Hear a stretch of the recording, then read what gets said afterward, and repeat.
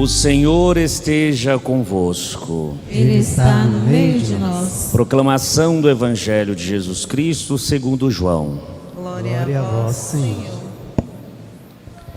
Depois que Judas saiu do cenáculo, disse Jesus: Agora foi glorificado o Filho do Homem, e Deus foi glorificado nele.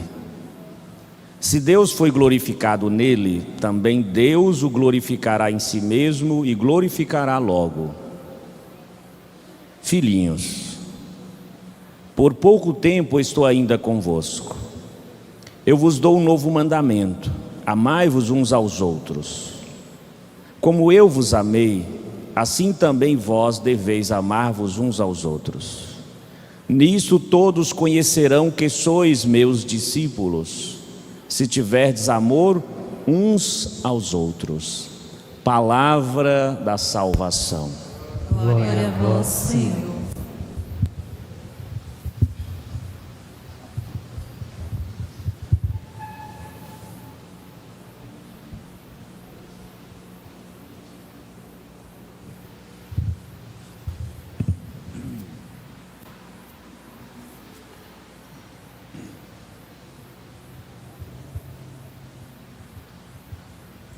Amados irmãos e irmãs, queridas famílias, querido povo de Deus, hoje celebramos mais um passo nesse tempo bonito de vida nova, da alegria do ressuscitado, quinto domingo da Páscoa, dentro dessa espiritualidade, do mês, que é a espiritualidade mariana, o testemunho de Maria, que nos chama, nos convida a viver, a obedecer, a escutar a voz de nosso Senhor Jesus Cristo.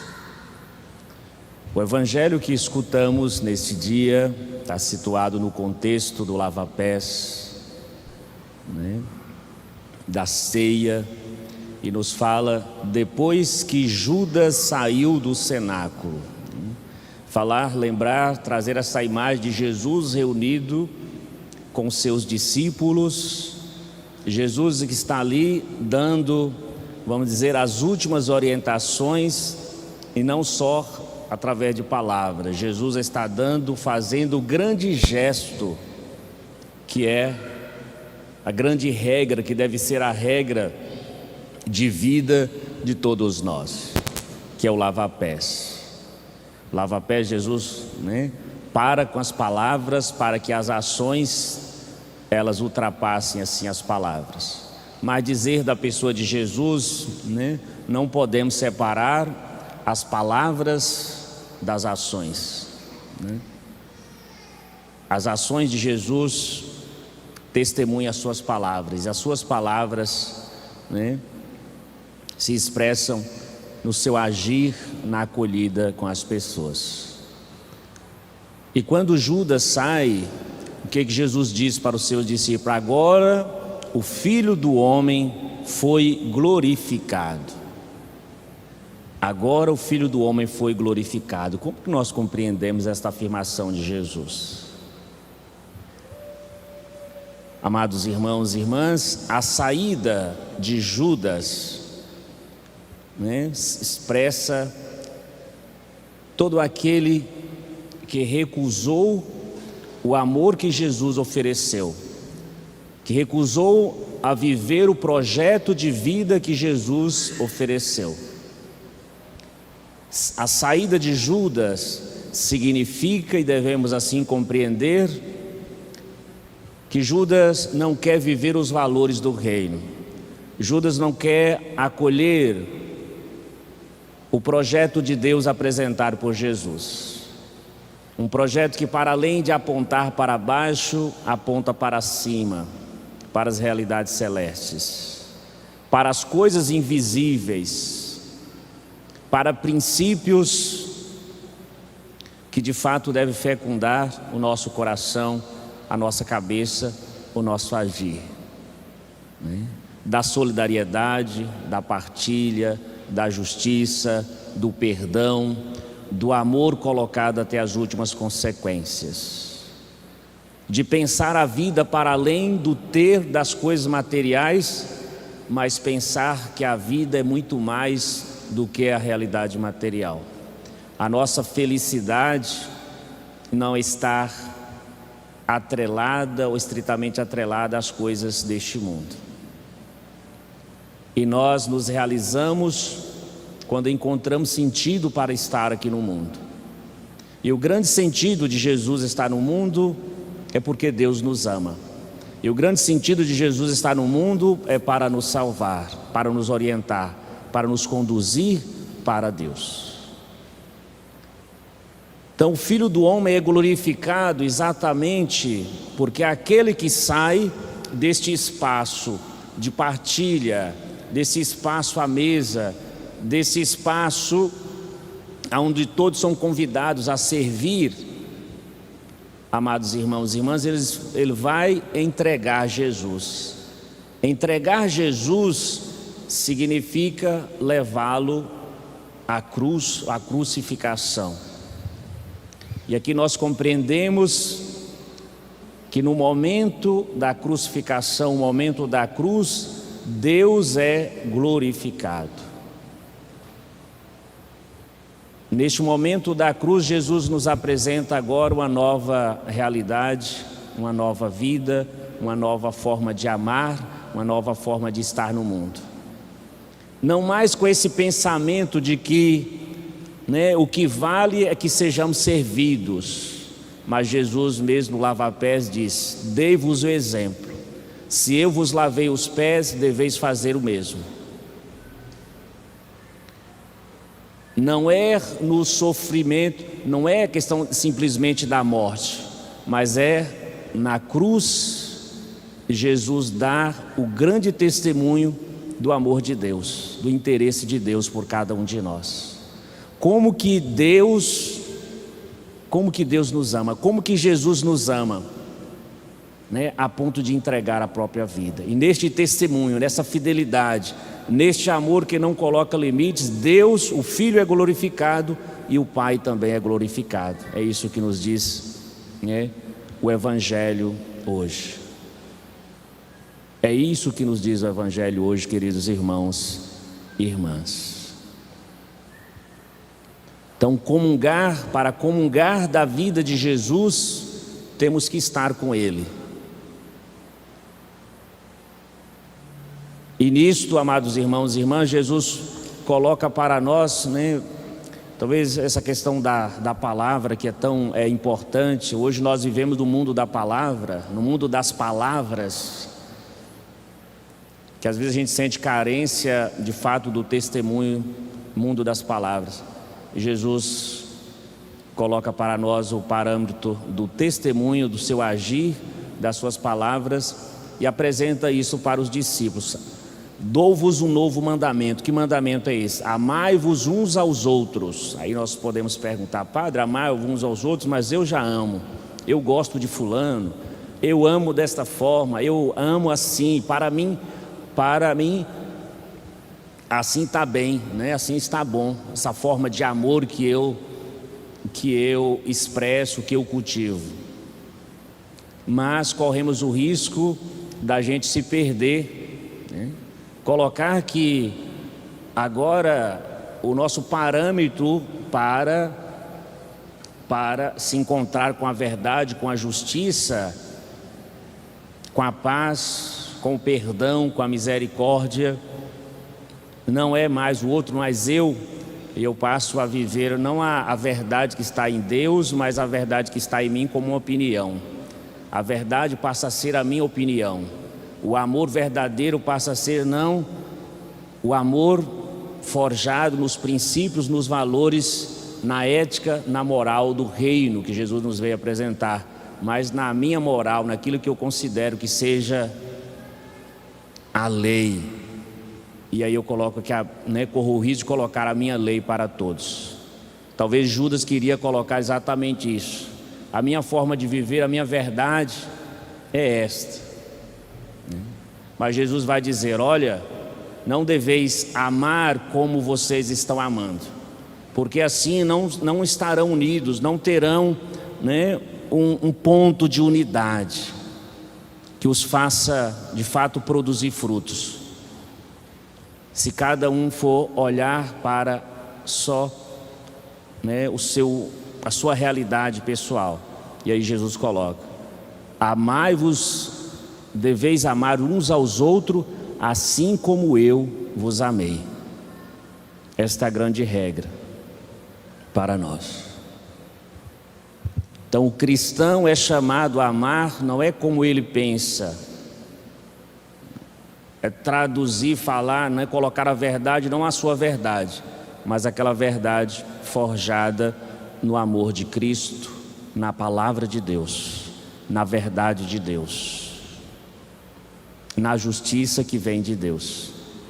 Então isso tudo muda. Então o nosso parâmetro de avaliação, né, do nosso agir, o nosso parâmetro de avaliação da vida em comunidade, da vida em sociedade, do agir do outro, não deve ser, né, a minha opinião, mas deve ser a vontade, o projeto de Deus. Amai-vos uns aos outros. Se amardes uns aos outros, nós seremos reconhecidos como discípulos de Jesus. E aqui entra, amados irmãos e irmãs, nós seremos reconhecidos como discípulos de Jesus. Nós seremos reconhecidos como discípulos de Jesus porque temos a mesma, vamos dizer assim, a mesma vida, o mesmo comportamento, a mesma forma de caminhar, de falar, de amar, de acolher de Jesus. Nós seremos reconhecidos quando de fato chegarmos à fase de imitar a Cristo. Aquilo que nos fala São Paulo: sedes imitadores de Cristo.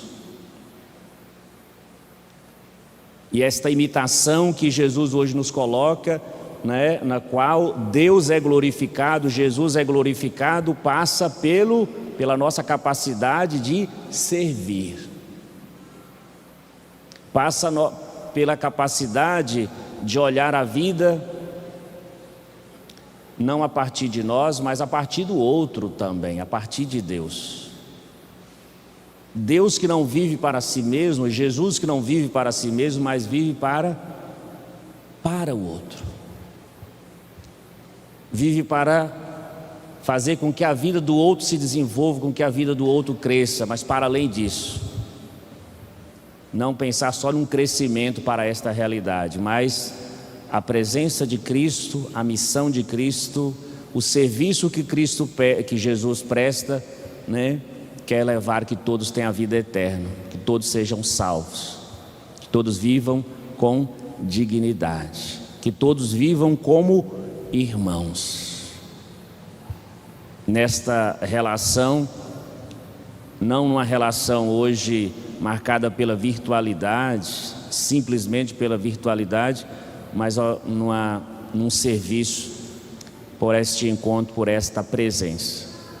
Talvez hoje na nossa igreja, né, seja o grande desafio que Jesus coloca para nós, de irmos em missão, de irmos ao encontro, de prestar um serviço, de levar a palavra, de ser um sinal, a presença de Deus, um sinal de esperança, de reerguimento, de encorajamento para aqueles que perderam, né?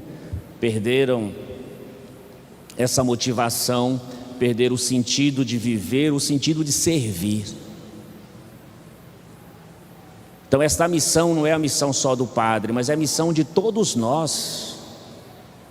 Não é essa missão de quem está à frente coordenando, mas é a missão de todo cristão.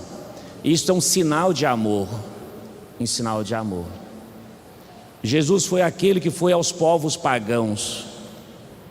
Jesus foi aquele que foi capaz de acolher as crianças que nada poderiam lhe retribuir. O agir de Jesus é sempre na gratuidade.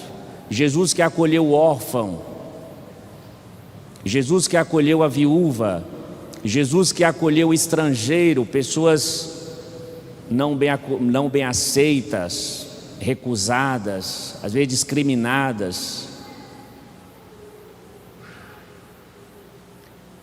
Então, para nós hoje, amados irmãos e irmãs, são muitos espaços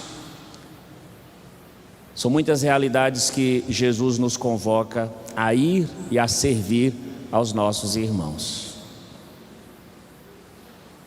Pessoas que estão isoladas, e se alguém não for lá fazer o convite, ir ao encontro, talvez nunca mais vai sair do isolamento. Às vezes nós só sairemos daquela realidade que nos encontramos com um remédio. Talvez o que alguém está precisando, o grande remédio é o afeto, é a presença, é ver gente. Saber que se sentir amado, se sentir aceito, se sentir acolhido, é um desafio para nós que Jesus nos coloca. Na missão que nós desempenhamos, aquilo que a primeira leitura vem nos dizer, né? Paulo e Barnabé que volta da missão, e aquela comunidade que ali se encontram, que fica, a comunidade que está um pouco desanimada, porque é uma comunidade que passa a sofrer várias oposições, perseguições, calúnias, uma comunidade que passa a sofrer, e diante do sofrimento, da angústia, a comunidade começa a querer desistir. E aí que Paulo vai dizer, né, que para os sofrimentos, né, são necessários, é preciso sofrer para entrar no reino dos céus. Talvez Paulo não está a dizer é preciso sofrer para entrar no reino dos céus. Paulo está como dizer, quem ama necessariamente vai passar pelo sofrimento. Quem quer vencer necessariamente vai passar pelo sofrimento. Quem quer ser salvo vai ter que fazer a opção de passar pela porta estreita. Quem ama vai ter que aprender a renunciar. Quem ama vai ter que, ama e ama como Jesus vai ter que acolher até os inimigos e rezar por aqueles que os perseguem. Então o reino de Deus passa por esse caminho de sofrimento, como assim Cristo passou. Então, amados irmãos e irmãs, nessa santa celebração, peçamos ao Senhor Deus da vida que nos dê, né, uma mente capaz de compreender a palavra, o projeto de Deus, mas que nos dê um coração capaz de acolher esse projeto, de servir aos irmãos e irmãs a quem Cristo nos indica. Amém.